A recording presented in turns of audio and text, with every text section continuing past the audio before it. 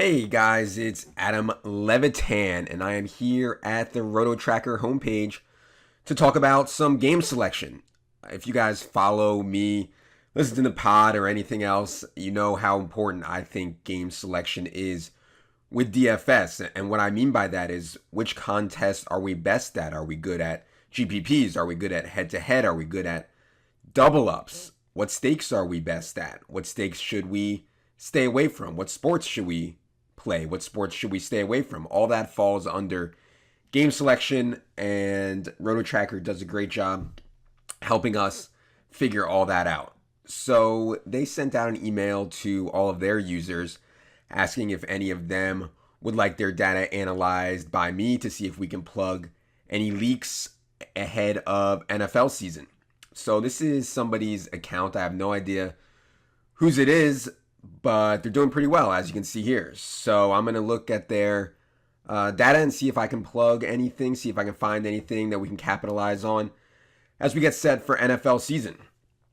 So as you can see here, this person is really doing well. 14.88% ROI overall lifetime across all sports is awesome. I think anything in the 6 to 7% range is good. Anything better than that is really excellent, and 14.88 is really awesome.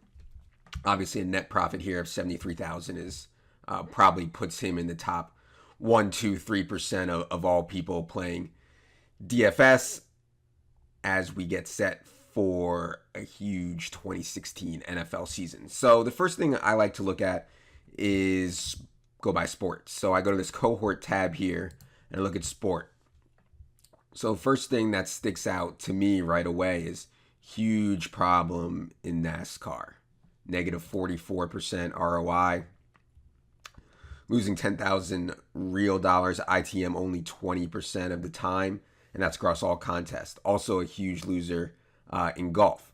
So just by looking at this one tab right here, right off the bat, we can immediately say, hey, listen, we either need to stop playing these sports or we need to get a lot better at them. And I just want to say, for the record, that if you have fun playing NASCAR, if you have fun playing golf, which I do, I have fun playing both of those. Me personally, I know I'm not that good at them, but I play them because it's fun, and there's absolutely nothing wrong with that. This is for people who are looking to really grind out a profit and make sure they're profitable in all their spots.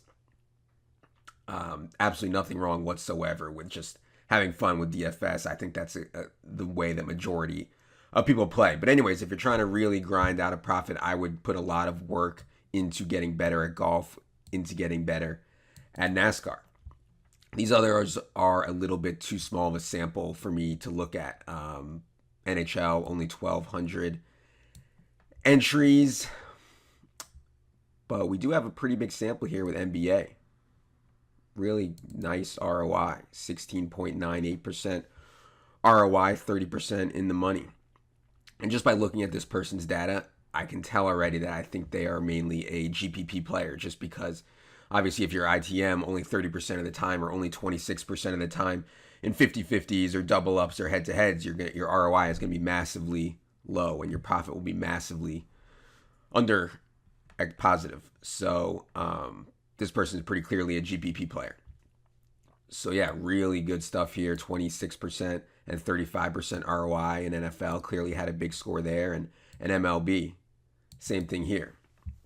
So we are getting ready for NFL. So let me sort here just by the NFL tab. And let's see. I like to go by category first. So yeah, so not much of a sample here in head-to-head. A little bit in qualifier, and as I always like to mention, qualifier is the most difficult type of game to turn a profit at. Typically, these are games in which one person or two people out of a very large amount get a seat to a live final. And it's really hard to beat those kind of fields when that small percentage gets paid out. If you're playing qualifiers, you need to realize that having a negative 94% ROI like this person has, this person's obviously very good at playing tournaments, but he still has a negative 94% ROI. People need to realize that's what's going to happen the vast majority of time. Leagues, not a big enough sample. Satellites, not a huge sample here, but kind of similar to qualifiers.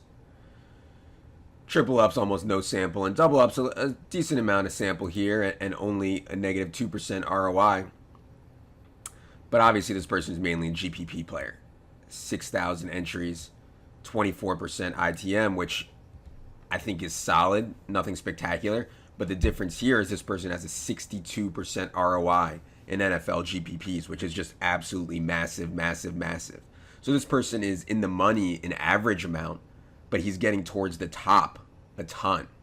And that's really what we want to do. That's how you get these big numbers here. That's how you get this big number here, is by going for first place when you're a GPP player. That's really the way to do it. First place or last.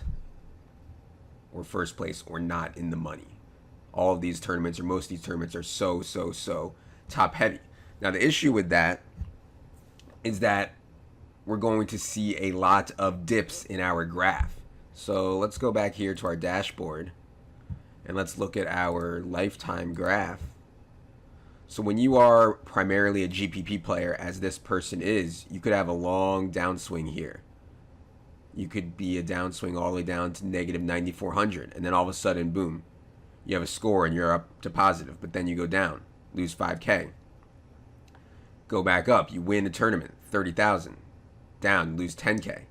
Have a solid run here, and then bring it back down. Let's sort this just by NFL here, just so we have a better idea. So you can make all these moves here, kind of have to withstand the downswings. When you're playing this high variance style of GPP, as this person is playing, where they're going for first, which I do think is optimal, but you have to be willing to withstand these downswings, you know, stuff like this. Losing 3K, and then all of a sudden you make a score, and then you lose 9K, and then you lose another 5K. And that's pretty standard when you're playing high volume, high stakes GPPs. So speaking of stakes, doesn't mean you're playing high stakes, just could mean you're playing a large amount of volume. So we're still sorted by NFL here. We're still sorted by lifetime. And let's look by fee. Okay, yeah, so this person is not doing too well at all at any stakes except for the $3 range, $3 to $5. And obviously this person is only playing on DraftKings. This is a DraftKings only player. Because the $3 game sticks out right there. So $3 game, 24% ITM, but 160.65% ROI. Just absolutely massive. So, you know, I wouldn't even mess around. You know, like a lot of people might say, hey, maybe you should try the quarter arcade, which looks like this person is obviously crushing, but it's hard to turn a huge raw dollar amount in the quarter arcade. $1 not doing so well, $2 not doing so well, $10 not doing so well, $27 not doing so well, $50 not doing so well, higher stakes not doing so well. You could laser your focus in just on the $3 here, where you're obviously very comfortable, obviously understand the game very well, and pound that out. I think the $3 game on DraftKings, obviously the Millie Maker for week 1 is $3. I think it's a great place to play. Let's look here by category, because I always say this is the most important screen on RotoTracker. And here we see GPP player, obviously, but hasn't given head-to-head much of a shot. So if you're looking to balance out some of those downswings that I was talking about when you're only a GPP player, you can add more head-to-heads. And I think this person clearly knows what they're doing. I think they're very capable of making a cash game lineup, a higher floor lineup, a lineup that's not a GPP lineup, and by GPP lineup I mean one that goes either a high variance lineup that goes for the top of the leaderboard, or doesn't care if it breaks out. I think this person is very capable of making a higher floor lineup, guys that get a lot of targets, higher volume running backs, higher volume wide receivers, even if they don't have the big play potential, safe plays, chalkier plays. So I think this person, if they want to balance out their graph and have fewer kind of down swings while they try to look for that next GPP big score, they can play more head-to-heads. I wouldn't give up on it. All right, I hope this makes some sense. GPP players, as I mentioned, be prepared for the downswings, even the really good ones. But this person, I think, is playing them pretty optimally. I would laser in my buy-in amount to the $3 range before moving up. And yeah, any questions with this, don't hesitate to email me, ajl201@yahoo.com. Anything related to game selection at all, you can hit me up there. For Jerry, I am Adam. Good luck, everybody.